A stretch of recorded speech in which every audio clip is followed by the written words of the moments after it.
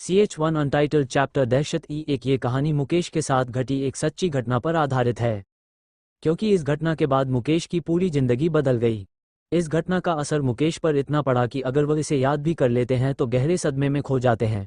शायद मुकेश पूरी जिंदगी में उस रात को ना भूल पाए। और अब आगे की कहानी हम मुकेश जी के ही शब्दों में जारी रखेंगे। नमस्कार, मेरा नाम मुकेश पांडे है और मैं यूपी के सुल्तानपुर जिले के एक छोटे से गांव में रहता हूं। गांव में तो खैर हमारे परिवार के दादा दादी चाचा चाची लोग ही रहते हैं। मैं, मेरे माता पिता, भाई, हम सब दिल्ली में ही रहते हैं। साल में 1 या 2 बार हम पूरे परिवार के साथ गांव जरूर आ जाते हैं। वैसे मैं आपको ये घटना जो बताने जा रहा हूँ यह मेरे साथ तब घटी थी 2016 8 मार्च, जब हम गांव से वापस अपने घर दिल्ली जा रहे थे। हमें दिल्ली के लिए ट्रेन लखनऊ स्टेशन से ही पकड़नी थी और हम शाम को लगभग 7 बजे ही स्टेशन पर पहुंच गए। हमारी ट्रेन रात 10 बजे की थी। मैं और मेरे पिताजी, माताजी और मेरे बहन भाई हम सब स्टेशन के प्लेटफॉर्म पर ही बैठ रखे थे। हम लोगों ने वही खाना वगैरह सब खाया और ट्रेन का इंतजार ही कर रहे थे। मैं प्लेटफॉर्म पर इधर उधर घूम रहा था। मैंने देखा एक लड़की प्लेटफॉर्म की एक बेंच पर अकेले ही बैठी हुई थी और वो मुझे ही देख रही थी। उसको देखकर मुझे बड़ा ही अजीब लग रहा था, पर मैंने इस बात पर ज़्यादा कोई ध्यान नहीं दिया और जहां मेरे घर के सभी लोग बैठे थे उसी तरह जाने लगा। प्लेटफॉर्म पर भीड़ बहुत थी और मुझे भीड़ में थोड़ी बहुत बेचैनी भी महसूस होती है, इसलिए मैं फ़ोन पर किसी से बातें हुआ ही चल रहा था कि तभी मुझे लगा किसी ने मेरे कंधे पर हाथ रखा हो। मैं रुककर तुरंत पीछे पलटा, पर अब मेरे पीछे कोई नहीं था। मैंने सोचा इतनी भीड़ है और इसी भीड़ में से ही किसी का हाथ मेरे कंधों पर पड़ गया होगा, इसलिए मैं जाकर वहीं बैठ गया जहां मेरे परिवार के सब लोग बैठे थे। और थोड़ी देर में हमारी ट्रेन भी आ गई जिसमें हमें बैठकर दिल्ली जाना था। और ट्रेन आते ही पूरे स्टेशन पर भागा दौड़ी मच गई ट्रेन में बैठने के लिए और ट्रेन से भी भारी संख्या में लोग नीचे उतर रहे थे। हम भी भागकर जनरल डब्बा ही ढूंढ रहे थे और जैसे तैसे मैं और मेरे परिवार के लोग उसमें घुस तो गए, पर हमने अंदर देखा, अंदर बैठने तो क्या कहीं पैर रखने की भी जगह नहीं थी। इतनी बुरी हालत थी उस जनरल बोगी में और मुझे बहुत अजीब सा महसूस हो रहा था भीड़ की वजह से। लेकिन मेरे पिताजी ने कहा जब ट्रेन चलेगी तो रास्ते में थोड़ी दूर जाते ही सीट मिल जाएगी बैठने के लिए, और ऐसा ही हुआ। थोड़ी देर में 2 स्टेशन के बाद हम सभी सीट पर बैठ गए थे और लगभग 12 बजे या 12:30 बजे करीबन ट्रेन में अच्छी शांति भी हो गई थी और मैं भी थोड़ी में जाकर ऊपर की सीट पर सो गया। लेकिन मेरी आंख 2 बजे या 2:30 बजे खुली तो मैंने देखा बोगी में लगभग सभी लोग सो रहे थे। मैं ऊपर वाली सीट से नीचे उतर गया। मैंने देखा मेरे माता पिता और भाई बहन लोग भी सब सो रहे थे। मैं बाथरूम करने के लिए वॉशरूम की तरफ गया। तभी मैंने बाहर की ओर देखा तो ट्रेन किसी स्टेशन पर रुकी हुई थी और स्टेशन पर काफ़ी चहल पहल थी, लोग इधर उधर चल रहे थे और बाहर हवा भी बड़ी अच्छी चल रही थी। इसलिए मैंने सोचा जब तक ट्रेन रुकी हुई है थोड़ी देर बाहर घूम लेता हूं। पर मेरी नज़र अचानक एक लड़की पर पड़ी जो दरवाजे पर ही खड़ी थी और वो लड़की वही लड़की थी जिसे मैंने लखनऊ स्टेशन पर देखा था। लेकिन मैं उसे इग्नोर करते हुए नीचे उतर गया। स्टेशन पर थोड़ा आगे ही गया था तभी मैंने देखा वो लड़की मेरे पीछे पीछे ही चल रही थी, लेकिन मेरी हिम्मत नहीं हो पा रही थी कि मैं उसे टोकूं। लेकिन थोड़ी देर में वही मुझे आवाज़ देती हुई बोली, सुनो ज़रा रुको। तो मैं पीछे पलटते हुए बोला, जी। उस लड़की ने अपनी बात जारी रखते हुए कहा, आप भी इसी ट्रेन से जा रहे हैं क्या? वो मुझे ना इसी स्टेशन पर उतरना था और मुझे स्टेशन के बाहर अकेले जाने में डर सा लग रहा है, तो क्या आप मुझे बाहर तक छोड़ दोगे? उसकी की बात सुनकर मैंने कहा, मुझे तो इसी ट्रेन में जाना है, पर मैंने देखा था ट्रेन से बहुत सारे लोग नीचे उतरकर स्टेशन पर घूम रहे थे, तो मैंने सोचा ट्रेन यहाँ थोड़ा देर तक रुकेगी, इसलिए मैंने फिर कहा, हाँ चलो छोड़ दूंगा। इतना बोलकर हम स्टेशन से बाहर की ओर जाने लगे। लेकिन सच बताऊं तो मुझे भी उस स्टेशन पर डर लग रहा था। फिर भी मैंने उस लड़की को बाहर तक छोड़ने चला गया। मैं ये भी सोच रहा था चलो इसी बहाने इससे दोस्ती भी हो जाएगी, क्योंकि इसको मैंने लखनऊ स्टेशन पर जब देखा था तभी से यह मुझे बहुत अच्छी भी लग रही थी। मैं आगे आगे चल रहा था और वो पीछे थी। हम थोड़ा सा ही आगे गए होंगे तभी उस लड़की ने मेरे कंधे पर हाथ रख दिया, पर मुझे उस समय समझ नहीं आ रहा था कि मैं क्या रिएक्ट करूं। लेकिन जैसे मैंने पीछे मुड़कर उसके चेहरे की तरफ देखा तो मेरे हाथ पैर कपकपाने लगे, मेरी रगों में चलता खून मानो जम सा गया हो। और फिर एकदम से मेरी चीख निकल गई क्योंकि मैंने देखा उस लड़की का चेहरा बिल्कुल खून से लाल था, आंखें दोनों बाहर लटकी हुई थी और एक हाथ आधा कटा हुआ था। उसके पूरे शरीर से भी खून ही खून बह रहा था। लेकिन उसको देखने के बाद मेरी बस एक ही चिक निकली थी और उसके बाद मेरा गला तुरंत ही बैठ गया, क्योंकि उस लड़की ने मेरे गले पर अपने नोकीले नाखून गुस्सा दिए थे। और मैंने देखा वो स्टेशन जहां अभी इतनी चहल पहल थी और लोग इधर उधर चल रहे थे, अब वो सब जैसे गायब से हो गए थे। अब स्टेशन बिल्कुल सुनसान हो गया था, चारों तरफ सिर्फ और सिर्फ अंधेरा ही था। मैं अपने घुटनों के बल नीचे बैठ गया और वह धीरे धीरे मेरा गला दबाने लगी। मेरी सांसें अब उखड़ने लगी थी, मेरा चेहरा भी पसीने से तरबतर हो गया था। मुझे लग रहा था अब इसी पल मेरी जान निकल जाएगी। वो लड़की धीरे धीरे मेरा गला दबाने लगी थी और मेरी सांसें अब उखड़ने लगी थी, मेरा चेहरा भी पसीने से तरबतर हो गया था। मुझे लग रहा था अब इसी पल मेरी जान निकल जाएगी। मैं बहुत बुरी तरह से तड़प रहा था और तड़पते हुए मेरी एक चीज़ और निकली, तभी मेरे पापा ने मुझे तुरंत पकड़ लिया और मुझको जगाया तो मैंने देखा अभी तो मैं उसी ट्रेन में ही था और ऊपर की सीट पर सोते हुए एक खतरनाक भयानक सपना देख रहा था। मेरे पापा ने रुमाल से मेरा चेहरा साफ किया जो पसीने से भीग रखा था। उस हल्की हल्की ठंड में भी मुझे पसीना आ रहा था। मेरी धड़कनें अभी भी दुगनी रफ्तार से धड़क रही थी। उसके बाद मेरे पिताजी ने मुझे अपने पास ही नीचे सीट पर बैठा लिया। मैंने घड़ी में टाइम दिखा, 2 रात के अभी 2 ही बज रहे हैं थे। अब मैं उठकर बूगी के वॉशरूम में गया और मैंने अपनी आंखों पर पानी के छींटे मारे और मुंह धोकर फिर से सीट पर बैठ गया। मैंने सोचा अब जितना भी सफ़र बचा है सीट पर बैठकर ही पूरा करूंगा। अब मैंने सोच लिया था सोना तो नहीं है, तो मैंने अब बचा हुआ पूरा सफ़र जागते हुए ही सीट पर बैठकर ही काटा। जब नई दिल्ली स्टेशन पर ट्रेन रुकी तो हम सभी सामान उठाकर ट्रेन से नीचे उतर रहे थे। तब मेरी नज़र सामने वाली सीट पर पड़ी तो मैंने देखा कि वो लड़की भी उतर रही थी अपना सामान लेकर, जिसको मैंने लखनऊ स्टेशन पर देखा था और रात में सपने में भी देखा था। उसको देखते ही मानो मेरा दिल फिर जोर जोर से धड़कने लगा और मुझे एक अजीब सा डर लग रहा था। मैं भी अपने घर वालों के साथ चिपक कर चल रहा था। उसके बाद हम नई दिल्ली स्टेशन से बाहर पैदल ही चल रहे थे किसी ऑटो को देखने के लिए। तभी मेरे होश फिर उड़ गए क्योंकि मैंने देखा अभी भी वो लड़की हमारे आगे आगे ही चल रही थी। इस बार मैंने अपने भाई से कहा, दिनेश इसे देख, ये लड़की लखनऊ स्टेशन पर भी बैठी थी और जिस ट्रेन में हम आए उसमें ही थी, शायद उसी बोगी में भी थी जिसमें हम थे। मेरी बात सुनकर मेरे भाई ने पहले तो मुझे अपनी अजीब सी निगाहों से देखा, फिर कहा, कहाँ, कौन, किसकी बात कर रहे हो? मैंने फिर अपने भाई से कहा, अरे जो सामने जा रही है। लेकिन दिनेश ने कहा, भैया क्या हो गया आपको, सामने तो कोई नहीं जा रहा। उसके इतना कहते ही अब मानो मेरे होश ही उड़ गए क्योंकि वो लड़की तो मुझे अभी भी दिख रही थी और आश्चर्य की बात तो यह है कि किसी और को नहीं दिख रही थी। लेकिन थोड़ी देर में ही पापा ने ऑटो कर लिया और हम ऑटो में बैठकर अपने दिल्ली वाले घर पहुंच गए। घर पहुंचकर हमने थोड़ी साफ सफाई करी क्योंकि घर लगभग 2 महीने से बंद पड़ा था।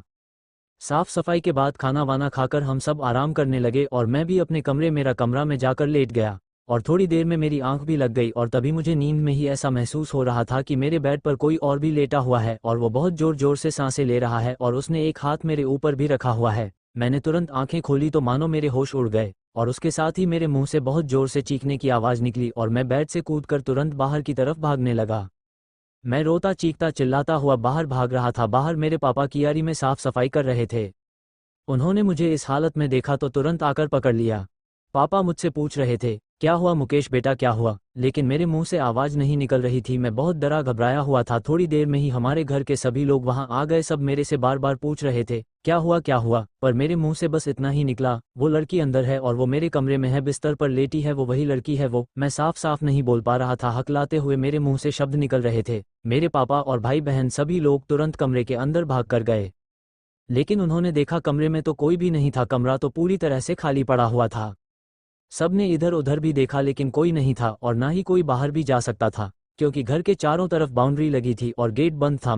मेरे पापा ने फिर मेरे से कहा, बेटा कोई भी तो नहीं है कहीं, तुमने शायद कोई सपना देखा होगा, रात में भी डर गए थे, इतना लंबा सफर कर कर आए हैं, हम लोग सब थक गए हैं, इसलिए तुम्हें कोई वहम हुआ है, नींद में तुमने सपना देखा होगा कोई। मम्मी पापा भाई बहन सब यही कह रहे थे कि मुकेश तुमने कोई सपना ही देखा होगा। सब लोग थोड़ी देर में इधर उधर तो चले गए लेकिन मैं अभी भी बहुत दहशत में था क्योंकि मुझे पता था मैंने अभी तो कोई सपना नहीं देखा है, क्योंकि यह सपना तो नहीं हो सकता। जब मैं बेड से नीचे कूदा तभी भी मैंने देखा वो लड़की बेड पर लेटी हुई थी जो पहले लखनऊ स्टेशन में मिली थी। फिर ट्रेन में मैंने सपना देखा था और जब हम दिल्ली स्टेशन पर उतरे तब भी वो लड़की उसी ट्रेन से नीचे उतरी थी। आश्चर्य की बात तो ये थी कि वो लड़की मेरे सिवा किसी को नहीं दिख रही थी।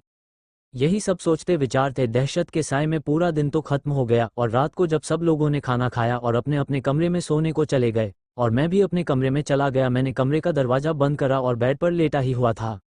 कमरे में लाइट भी जल रही थी। मैं अपने फ़ोन में कुछ काम कर रहा था। लगभग 1 घंटे बाद यानी समय 11 बजे या 11:30 हो रहा होगा।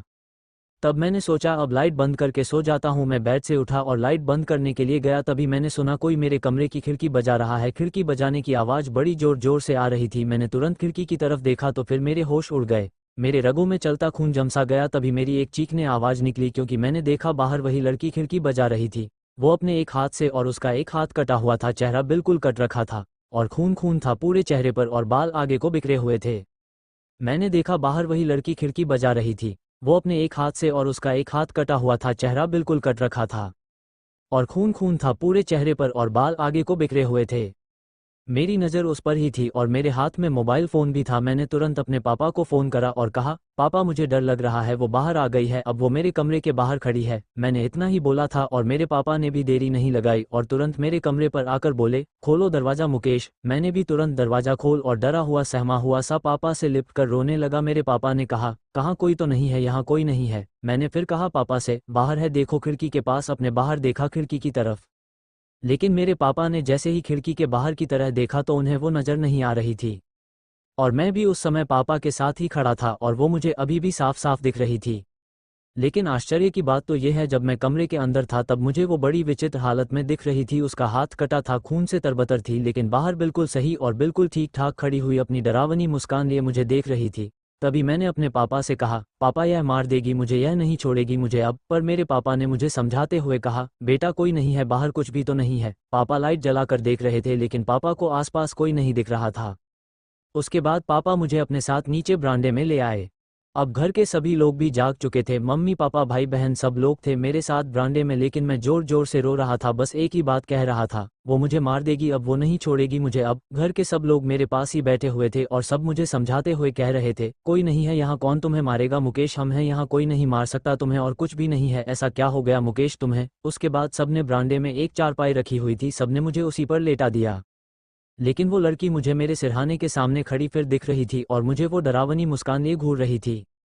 और मैं अपनी मम्मी पापा सबको कह रहा था, ये देखो यहीं खड़ी है। लेकिन किसी को मेरी बात पर यकीन नहीं हो रहा था क्योंकि वो और किसी को भी नहीं दिख रही थी।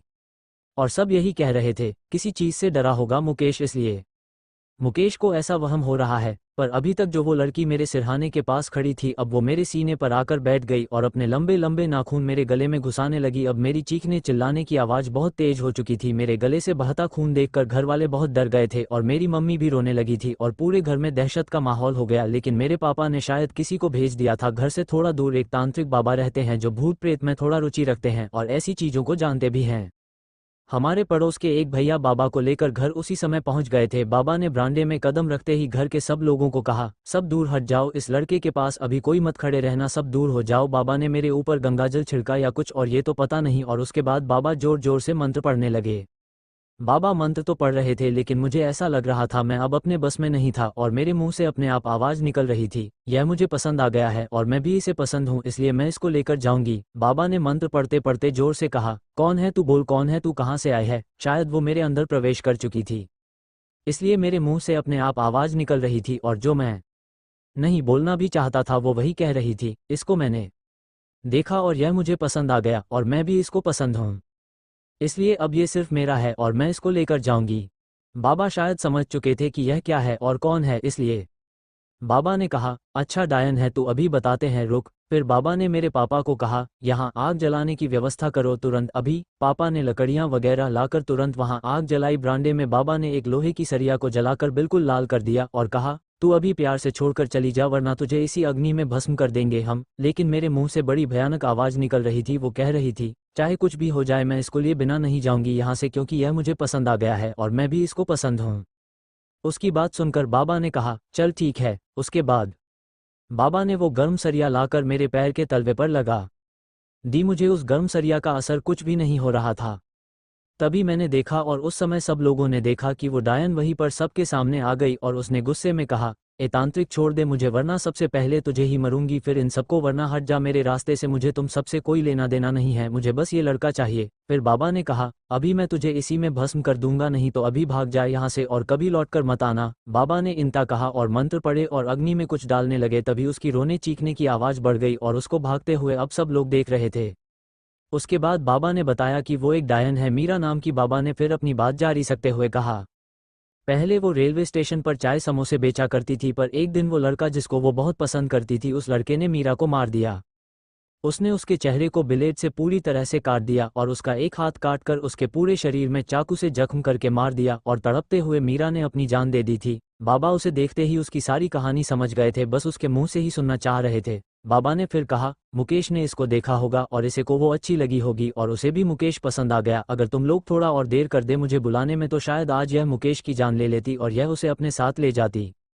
उसके बाद बाबा ने मंत्र पढ़कर ताबीज बनाई और मेरे गले में डाल दी और एक धागा हाथ में बांध दिया। फिर कहा, अब ऐसा कुछ नहीं होगा। इतना कहकर बाबा तो चले गए, पर मैं उसी दहशत में उस रात तो क्या कई रातों तक नहीं सो पाया, और मैंने उसके बाद से कभी भी ट्रेन से सफ़र नहीं किया। इस कहानी को आज मैंने आपके सामने बता तो दी, लेकिन सच मानो ये कहानी बताते समय आज मेरी रूह फिर काँप रही है। आज भी मैं उस दहशत में हूँ। समाप्त।